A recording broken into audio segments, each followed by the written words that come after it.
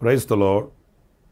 ప్రభు అయిన యేసుక్రీస్తు నామములో మీ అందరికీ మా హోసన్నా మినిస్ట్రీస్ తరపున హృదయపూర్వకమైన వందనాలు తెలియపరుస్తున్నాను. ప్రభు మిమ్మల్ని ఆశీర్వదించి దీవించునుగాక. ప్రియులారా, ఈ పూట పరిశుద్ధ గ్రంథంలో నుంచి ఆమోసు గ్రంథం 5వ అధ్యాయం 6వ వాక్యాన్ని నేను చదువుతున్నాను. జాగ్రత్తగా మీరు ఆలకించండి. యెహోవాను ఆశ్రయించుడి, అప్పుడు మీరు బ్రతుకుదురు. చూడండి, వాక్య భాగంలో యెహోవాను ఆశ్రయించుడి అనే మాట మనం చదువుతున్నప్పుడు మనం ఆయా సందర్భాలలో సహాయం కొరకై, ధైర్యం కొరకై, స్నేహం కొరకై, బంధం కొరకై అనేకులను ఆశ్రయిస్తూ ఉంటాము. అయితే యెహోవాను ఆశ్రయించుటలో ఉన్న ఒక ప్రత్యేకతని మనం ఈ వాక్యం ద్వారా పరిశుద్ధ గ్రంథంలో కొన్ని విషయాలు తెలుసుకోవచ్చు. మనుషులను ఆశ్రయించడం వేరు, బంధువులను ఆశ్రయించడం వేరు, లేక మనకు కలిగిన ఆప్తులైన వారిని ఆశ్రయించడం వేరు. ఎందుకంటే ఇవన్నీ వేరువేరు అనుభవాలను మనకు నేర్పిస్తాయి. కానీ యెహోవాను ఆశ్రయించినప్పుడు, ఆయనను చేరుకున్నప్పుడు కలిగే అనుభవాలు ఒక ప్రత్యేకమైన శైలిని మనకు చూపిస్తాయి అనేది మనం గుర్తించాలి, గమనించాలి. ఎందుకంటే ఆయన సర్వశక్తి కలిగిన దేవుడు, ఆయన సర్వాంతర్యామి అయిన ప్రభువు, ఆయన సృష్టికర్త అయిన దేవుడు, సమాధానకర్త అయిన ప్రభువు.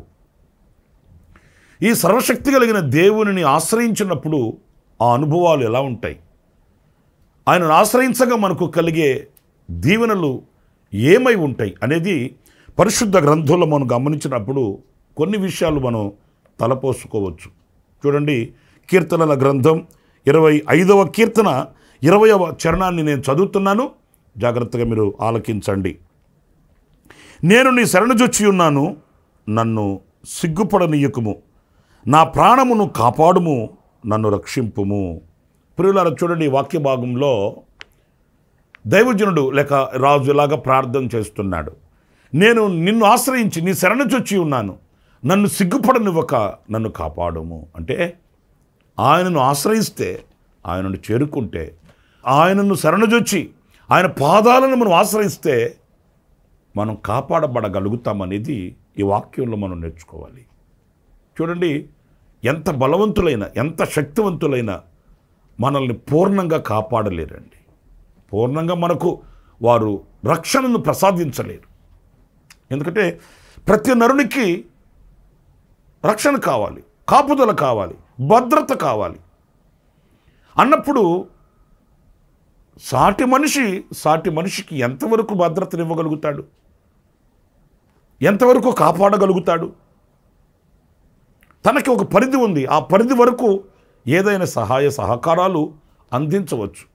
కానీ ఒక పూర్ణమైన కాపుదల, భద్రత ఏ వ్యక్తికి కూడా మరొక వ్యక్తికి అనుగ్రహించలేడు. అది సాధ్యమైంది ఒక దేవునికి మాత్రమే. ఎందుకంటే ఆయన సర్వశక్తి కలిగిన దేవుడు, సర్వాంతర్యామి అని ప్రభువు, ఆదియు అంతమై ఉన్నవాడు. ఆయనకి గతం తెలుసు, ఈనాడు తెలుసు, రేపు ఫ్యూచర్ కూడా తెలుసు. ఆయనకి మన ఆది అంతం తెలుసు, మన ముగింపేంటో తెలుసు, మనల్ని చుట్టి ఉన్నటువంటి అదృశ్యమైనటువంటి శక్తులేంటో ఆయనకు తెలుసు.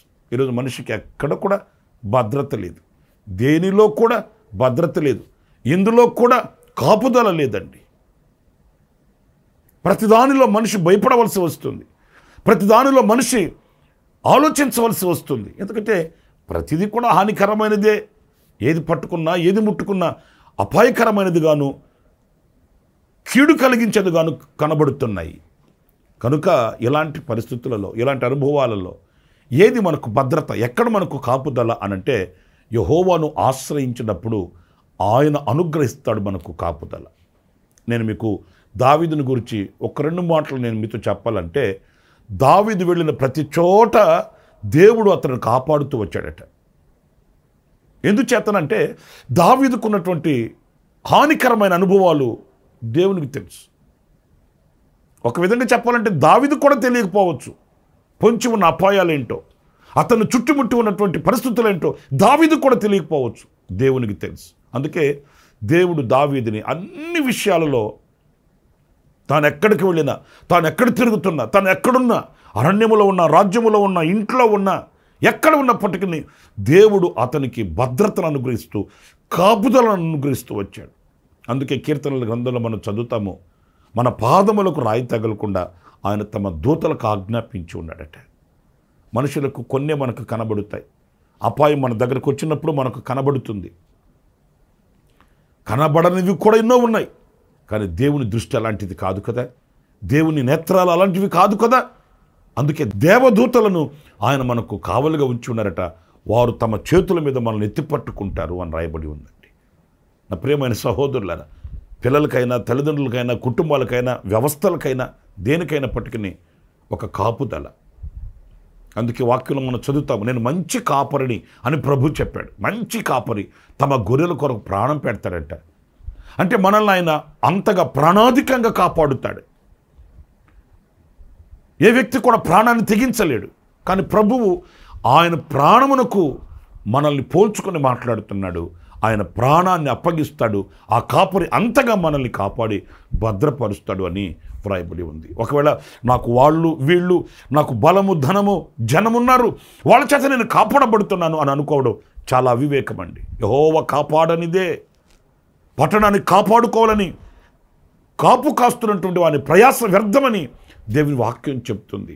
కనుక నా ప్రియమైన సహోదరులారా, ప్రాముఖ్యంగా మరి రోజున పిల్లలకే కానివ్వండి, యవనస్తులైన వారికే కానివ్వండి, దేవుని భద్రత, దేవుని కాపుదల ఎంతైనా అవసరం. యవనస్తులకు ప్రాముఖ్యంగా నేను ఈ వాక్యాన్ని బట్టి నేను చెప్పగలిగింది ఏంటి అనంటే, మనం కాపాడబడాలి, మనం రక్షించబడాలి, మనకు ఒక కాపుదల కావాలనంటే మనల్ని కన్నవాళ్ళు ఏదో భద్రతనిస్తారని కాదు, లేకపోతే అధికారులైన వాళ్ళు ఏదో మనకు ఒక భద్రతనిస్తారని కాదు, కానీ సర్వశక్తి కలిగిన దేవుడు మనకు భద్రతనివ్వాలి, మనం కాపాడబడాలి, మనం నిలిచి ఉండాలి.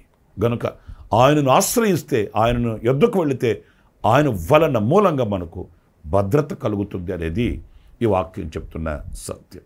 మరొక వాక్యాన్ని కూడా నేను మీకు చదివి వినిపిస్తాను. అదేంటంటే కీర్తనల గ్రంథం 57వ కీర్తన మొదటి వాక్యాన్ని నేను చదువుతున్నానండి. నన్ను కరుణింపుము దేవా, నన్ను రక్షింపుము, నేను నీ శరణుజొచ్చి ఉన్నాను. ప్రియులారా చూడండి, వాక్య భాగంలో నన్ను కరుణింపుము, నీ శరణుజొచ్చి ఉన్నాను నేను అంటే, ఆయన యుద్ధకు వెళితే, ఆయనను ఆశ్రయిస్తే, ఆయనను శరణుజొచ్చిన వానికి ఆయన కరుణ, ఆయన కటాక్షం, కాపాడడం మాత్రమే కాదండి, కరుణించడం, దయ చూపడం, వాత్సల్యము చూపడం, కృప చూపడం.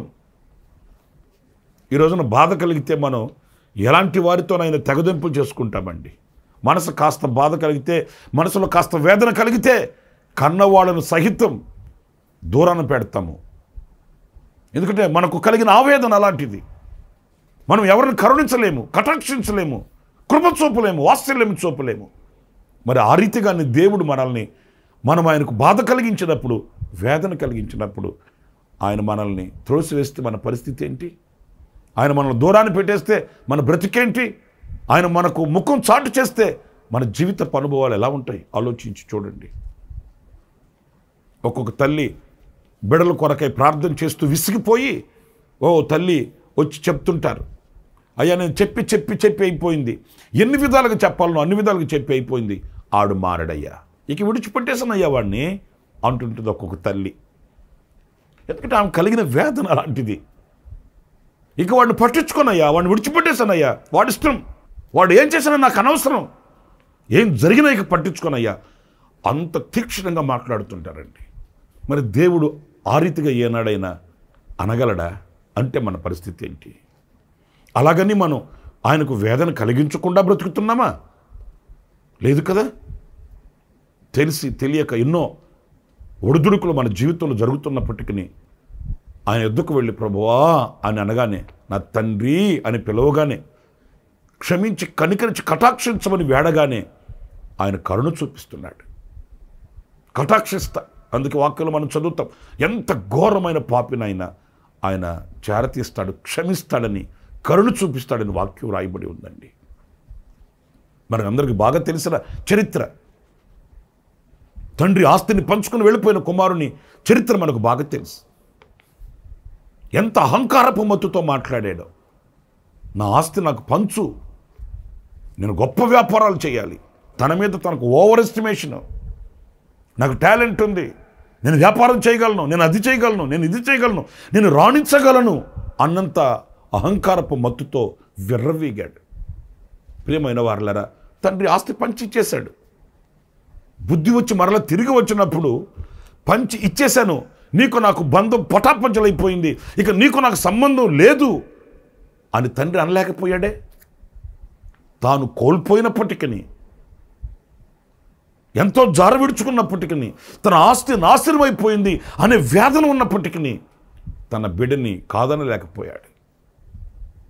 నేను నీ కుమారుడను అనిపించుకున్నట్టుకు నేను యోగ్యుడను కాను, నీ పనివాళ్ళల్లో ఒకరిగా చేర్చుకోమన్నప్పుడు, అలాగే నా పనివాళ్ళల్లో ఒకరుగా ఉండు, చాకిరి చెయ్యి అని అనలేదండి. పనివానికి నీ కుమారునికి ఏం వ్యత్యాసం, ఏం సంబంధం? ఆస్తి పోయింది,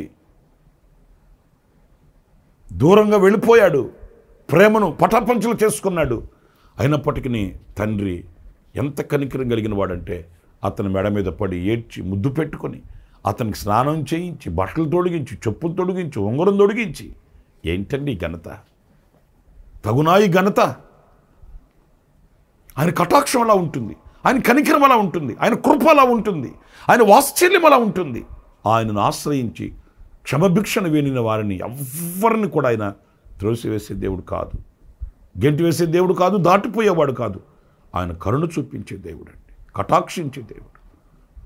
ప్రియులారా, మనం చూపినట్లుగా ఆయన అహంకారపు బుద్ధి ఏనాడు ఎప్పుడు చూపించేవాడు కాదు. ఆయన సాత్వికుడు అని వాక్యంలో వ్రాయబడి ఉంది, మనం చదువుతుంటాము. ఆయనను ఆశ్రయించిన వానిని, ఆయన శరణుజొచ్చిన వారిని ఆయన కరుణిస్తాడు, కరుణిస్తాడు, కరుణిస్తాడు. మనం ఆయనకు దూరంగా వెళ్ళిపోకూడదు, మనము ఆయనకి వెన్ను చూపకూడదు. ఏనాడు ఆనాటికి మనలో మనం విమర్శించుకొని, పరిశీలించుకొని ఆయన చెంతకు వెళ్ళి ఆయన వేడుకున్నప్పుడు ఆయన కరుణిస్తాడు, మరలా మనల్ని దీవిస్తాడు. మనం కోల్పోయిన స్థానాన్ని ప్రభు మరల మనకు అనుగ్రహించుటకు ఆయనే సరిపోయినవాడు, ఆయనే ప్రేమగల దేవుడు అనడానికి మరొక సందేహమేమి కూడా లేనేలేదు. ఆఖరిగా ఇంకొక చిన్న మాట నేను మీకు జ్ఞాపకం చేస్తాను. అదేంటంటే, కీర్తనల గ్రంథం 18వ కీర్తన 2వ చరణంలో మనం చదివినప్పుడు, యెహోవా నా శైలము, నా కోట, నన్ను రక్షించువాడు నా కేడము, నా రక్షణ శృంగము, నా ఉన్నత దుర్గము, నా దేవుడు, నేను ఆశ్రయించుచున్న నా దుర్గము. ప్రియులారా చూడండి, ఆయనను ఆశ్రయించిన వానికట ఆయన ఎవరు అనంటే, ఆయన దుర్గము, శైలము, కోట, కేడము, రక్షణ శృంగము. ఎన్ని గొప్ప అనుభవాలు చూడండి. ఎవరైనా ఆయనను ఆశ్రయిస్తే వారికి ఆయన కేడమై ఉంటాడట, ఆశ్రయమై ఉంటాడట, దుర్గమై ఉంటాడట. ఎంత అండగా ఉంటాడో చూడండి. ఈ వాక్యాలన్నిటిలో నేను మీతో చెప్పగలిగినది, ఆయన మనకు అంత అండ. కొన్ని సందర్భాల్లో పోకిరి వాళ్ళు మనతో మాట్లాడుతూ, ఎవర్రా మీకు అండ అంటుంటారు. మాకెవరూ లేరండి అండ, ఉన్నవాడు ఒక్కడే, ఆయనే సర్వశక్తి గల దేవుడు. మిమ్మల్ని అలా చేసేస్తాను, మిమ్మల్ని ఎలా చేసేస్తాను, మీకు ఎవర్రా దిక్కు, ఎవర్రా మీకు అండ అంటుంటారు. మాకు అండ, దండ, కండ ఎవరు లేరు, ఉన్నది ఒక్కడే, ఆయన సమస్తం చేయగలిగిన వాడు. ఆయన మీద మేము ఆనుకొని ఉన్నాము. క్రైస్తవ్యం ఈనాటికి నిలిచి ఉండడానికి, క్రైస్తవ్యం విజయవంతంగా సాగి వెళ్ళడానికి, సంఘం సురక్షితంగా కాపాడబడడానికి కారణం ఏంటంటే, ఆయనే మనకు కొండ, ఆయనే మనకు బండ, ఆయనే మనకు ఆధారమై ఉన్న దేవుడు అండి. ఆయనను ఆశ్రయించిన వానికి ఆయన కోటలా ఉంటాడు. ఆయనను ఆశ్రయించిన వారికి దుర్గమై ఉంటాడు. ఆయనను ఎవరైనా ఆశ్రయిస్తే వారికి ఆయన కేడమై ఉంటాడట. ఈ లోకంలో మనకు అంత అండగా నిలిచేవాళ్ళు ఎవరైనా ఉన్నారా? ఒకవేళ చేతి నిండా డబ్బు ఉంటే, ఇంటి నిండా జనం ఉంటే, ఒంటి నిండా బంగారు ఉంటే, ఒకవేళ మన ఎదుట నిలబడి మన భుజాల మీద చేతులు వేసేవాళ్ళు కనబడచ్చేమో, కానీ మన బలహీనతలలో, మన శక్తిహీనతలలో, మన ఒంటరితనంలో ఎవరైనా మనకు ప్రక్కన నిలిచి నేనున్నాను, నువ్వు అధైర్యపడద్దు, నేనున్నాను, నువ్వు బలహీనపడవద్దు, నువ్వు కన్నీళ్లు కార్చవద్దు అని అండగా ఆపత్కాలమందు మనతో నిలిచేవాళ్ళు ఎవరుంటారండి? స్వార్థం పెరిగిపోతున్న దినాలు కావా? ఎవరి స్వార్థం వాళ్ళది కాదా? ఈ రోజున ఎవరి క్షేమం వాళ్ళది కాదా? ఎవరి సుఖం వాళ్ళు కోరుకోవట్లేదా? ఎవరు మనకు అండ? ఆపదల్లో మనం వెన్నుతట్టి, మనకు బలమిచ్చి, మనకు శక్తినిచ్చి, మనకు దృష్టినిచ్చి, మనకు ఆలోచనిచ్చి మనల్ని వెన్నుతట్టి నడిపించే నాయకులు ఎవరున్నారు? ఎవరు లేరు. ఉన్నది ఒక్కడే. ఆయనను ఆశ్రయిస్తే ఆయన మనకు అండగా నిలబడతాడు. ఇశ్రాయేలు చరిత్రలో మనం చదువుతామండి. ఎవరైతే వాళ్ళని అడ్డగించి, ఆటంకపరిచి, నిందించి, దూషించారో ఆ రాజులే ఇశ్రాయేలీయులను సాగనంపేటట్లుగా దేవుడు చేశాడు. కారణం ఏంటంటే ఆ సంఖ్యకు కొద్దిగా ఉన్నటువంటి అల్పమైన జనమైన ఇశ్రాయేలీయులకు అండగా ఆయన నిలిచాడు. శత్రువులు బలవంతులేనైనా, శత్రు దేశాలు శక్తి కలిగినవి అయినప్పటికీ ఎందుకు ఇశ్రాయేలీయులను ఏమి చేయలేకపోయారు? వారి యొక్క యాత్రను ఆటంకపరచలేక, అడ్డుకోలేకపోయారు అని అంటే ఆ ఇశ్రాయేలీయులు లెక్క కొంచెమే, అల్పజనం. ఇశ్రాయేలు పురుగు వంటి యాకోబు అన్నాడు. ఈ పురుగు వంటి ఈ జనాన్ని ఎవడు లక్ష్య పెడతాడు? ఎవడు అండగా నిలబడతారండి? కానీ దేవుడు వారికి అండగా నిలిచాడు. వారి మార్గంలో ఆటంకాలను తొలగించి యాత్రను ఆయన కొనసాగింపచేశాడు. క్షేమంగా వాళ్ళు గమ్యం చేరుకోగలిగారు. ఆ దేవుడే మనకు అండగా ఉన్నాడు. నేను 3 విషయాలు మీతో చెప్తూ వచ్చాను. ఆయన్ని ఆశ్రయిస్తే ఆయన కాపాడుతాడు, 2 కరుణిస్తాడు, 3 అండగా ఉంటాడు. ఆ దేవునిని మనం ఎన్నడూ విడవకూడదు, దూరం కాకూడదు. అలాంటి కృప దేవుడు మనందరికీ అనుగ్రహించునుగాక. ప్రార్థన. సత్యస్వరూపి, జీవాధిపతి ప్రభువా, మీకు వందనాలు. నైనా నిన్ను ఆశ్రయించిన వారికి, నిన్ను చేరుకున్న శరణుజొచ్చిన వానికి కలిగే ఆశీర్వాదాలేంటో ఒక 3 విషయాలు మేము ధ్యానిస్తూ వచ్చాం. అవును, మీరే కాపాడగలిగిన దేవుడు నాయన. మాకు ఈ లోకంలో భద్రత లేదు, ఈ లోకంలో మాకు రక్షణ లేదు స్వామి. మీ రెక్కల నీడలోనే, మీ చేతిలోనే, మీ ముఖకాంతిలోనే మాకు కాపుదల. నాయన నీ యొద్దకు వచ్చిన వారిని కరుణించే దేవుడు, కృప చూపించే దేవుడు స్వామి. అలాగే నిన్ను ఆశ్రయించిన వారికి అండగా నిలిచి, కౌగిలిలో చేర్చుకొని ధైర్యం నుంచి నడిపించే దేవుడు. అందుకే ప్రభువా, మీ పాదాలను మేము వీడక, ఏనాడు కుడి ఎడమకు తొలగక మీ చేతులు పట్టుకొని నడవడానికి మాకు వివేకమును అనుగ్రహించి నడిపించమని మమ్మల్ని ఒక్కొక్కరు మీ చేతులు సమర్పించుకుంటున్నాను. ఎవరైతే శోధనలలో ఉన్నారో, కన్నీళ్లలో ఉన్నారో, ఇబ్బందుల్లో ఉన్నారో, అనారోగ్యంతో ఉన్నారో వారిని ముట్టి స్వస్థపరిచి విడుదల మీరు ప్రసాదించండి. ఆధ్యాత్మికమైన వృద్ధిని కలిగించండి. ఈ అనుదిన కృప అనే పరిచర్యల ద్వారా నీ బిడ్డలు ఆశీర్వదించబడుతూ, నీ వాక్య ధ్యానముల ద్వారా ప్రకాశిస్తూ, వికసిస్తూ, నీలో అంటుకట్టబడి ఫలించుటకు సహాయం చేయమని ఆశ్చర్యకరమైన మీ హస్తానికి మమ్మల్ని ఒక్కొక్కరిని అప్పగించుకుంటూ యేసు నామములో ప్రార్థించి వేడుకొనుచున్నాను తండ్రి. ఆమేన్, ఆమేన్, ఆమేన్. ప్రభు మిమ్మల్ని దీవించి ఆశీర్వదించునుగాక. ఈ దినమంతా విశేషమైన కృప నా దేవుడు సమృద్ధిగా మీకు అనుగ్రహించునుగాక. ఆమేన్. ప్రతి దినము ఈ అనుదిన కృప అను సందేశాల కొరకు, ఇంకా మరిన్ని ఆత్మ సంబంధమైన సందేశాల కొరకు ఈ మా యూట్యూబ్ ఛానల్ ని సబ్స్క్రైబ్ చేసుకోండి. Pastor Ramesh, hosanna ministries.